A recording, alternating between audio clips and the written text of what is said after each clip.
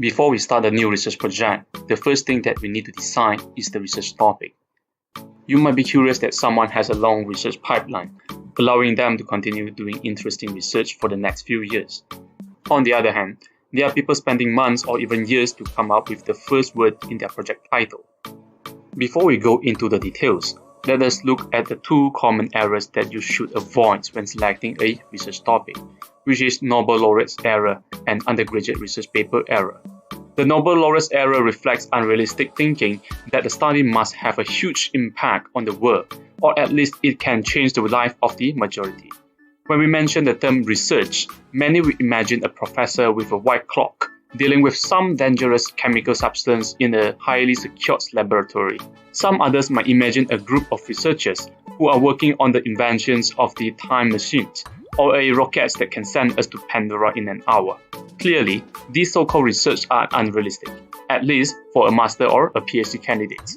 The aim of working on a research project is not to win you a Nobel Prize, but to contribute to a specific research area.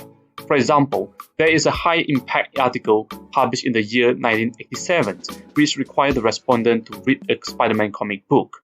Yes, you heard it right, a Spider-Man comic book. The study aimed to test if reading a Spider-Man comic book can create better awareness of sexual abuse among elementary school students. Hence, there is no perfect nor best research. In fact, research is incremental, in which we continuously build on the previous research. In longer term, the research line becomes stronger and might evolve as knowledge or even consent. On the other hand, undergraduate research paper error reflects another unrealistic thinking that any research topic is a good topic. For example, it might be interesting to identify potential correlates of stress among adolescents. Indeed, we might justify that adolescence is a stage of storm and stress, which many adolescents were now found to suffer from depressions and suicidal thoughts. However, a quick search with Google Scholar will yield more than 1 million research papers. Clearly, rather than identifying some potential correlates of stress among adolescents, it will be more beneficial to develop a theoretical model in explaining stress specifically for adolescents. But again, millions of research results can be found in almost any research engine. While supervisors or faculty mentors might tolerate these interesting topics for undergraduate research papers, you need to think more thoroughly for your research project. At this point, a common question might be raised: where can we get a good research topic? Before we go into good sources of research ideas, let us look at poor sources of research ideas first. If you try to search good research idea in a search engine, it will lead you to several websites that provide you ready-to-serve topics. Some are free and some require for a price. These websites tend to have some problems. First, you don't know who are the authors. In fact, anyone with or without research experience can create this kind of websites. The validity of research idea is highly questionable. As a result, these websites are likely to engage into Nobel laureates error and undergraduate research paper error as mentioned before. For example, I remember seeing websites which suggest to create a potion that can extend lifespan, or to compare the quality of chicken nugget by KFC and McDonald's. While this topic might be interesting, but the former topic will definitely win you a Nobel Prize, while the latter topic might have little real-life impact. Another way to come up with a research idea is through your personal experience. I've seen a gamer student who want to learn more about internet gaming disorder, and a student from a single-parent family who want to study about challenges encountered by children and adolescents from single-parent families.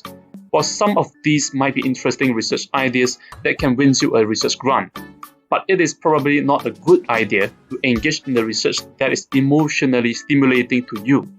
Do remember that you might need to face this dissertation for a year if you are an undergraduate student, and about 4 years if you are a PhD student. This might be overstimulating, and you might be quickly discouraged to pick up the pen and write your dissertations. It is even more disheartening when the examiner challenges your point of view. On the other hand, you are at a higher chance in engaging into confirmation bias, whereby you tend to search and interpret the information to support your belief and values. So, where can we get a better research idea? Journal articles is undoubtedly one of the best sources of research idea. Try to identify literature published within the past 2 to 3 years that fit with your research interests. carefully read through the journal articles. Most of the journal articles will have a section of recommendations for future research. These sections will tell you what type of research is needed to strengthen the research line. Another source of research idea is through reading reviews and meta-analysis. In general, review and meta-analysis are systematic and transparent methods to critically appraise and synthesize the published journal articles.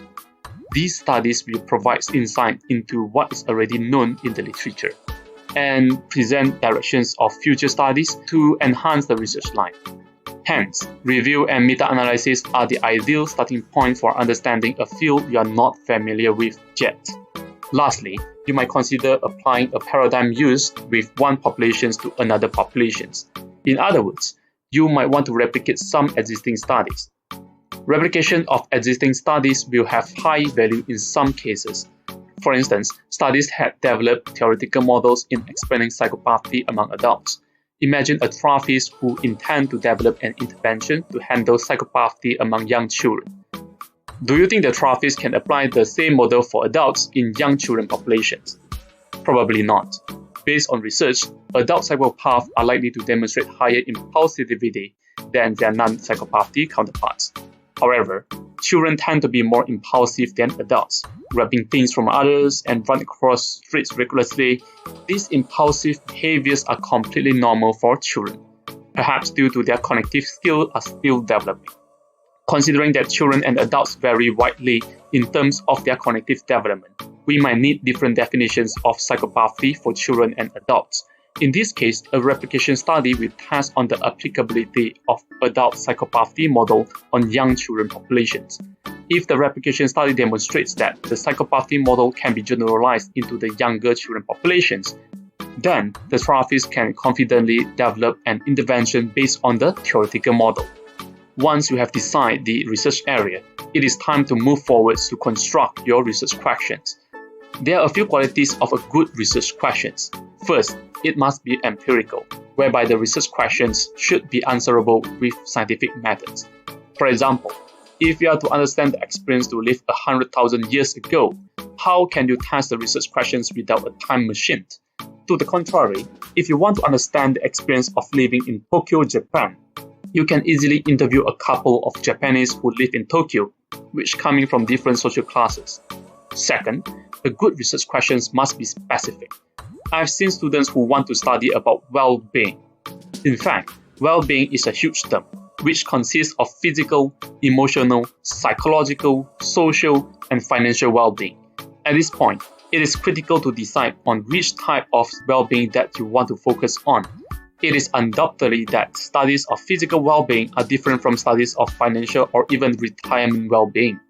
Third, a good research questions must be objective, whereby you should clearly specify what do you want to learn from the research. This will be a major decision to make because the research questions will help you to decide your research design later. For example, if you intend to understand retirement well-being among older adults, you might want to conduct a qualitative research to get an in-depth understanding of their experience. If you want to identify potential correlates of retirement well-being among older adults, you might want to conduct a quantitative research to test your theoretical model. Lastly, the research questions must be important. As you are going to invest time, efforts, and money into the research, you do want your research to provide answers that serve practical implications. For example, a case study of your elder brother with 2,000 followers on Instagram might have very little values. I know you admire him, and indeed I don't have the 2,000 followers as well, but his success story might have very minimal practical implications for the others. Overall, selecting a research topic requires some readings. Make sure to read some journal articles and think thoroughly of your research topic. Is it researchable? Is it precise? Is it objective? Is it worth studying? Give yourself some time before you jump into the final decisions. Not to forget to discuss the research topic with your dissertation supervisor. Your supervisor will probably give you some recommendation to revise your idea. So, what do you plan to do for your next project? Leave me a comment below. Thank you for watching. See you in the next video.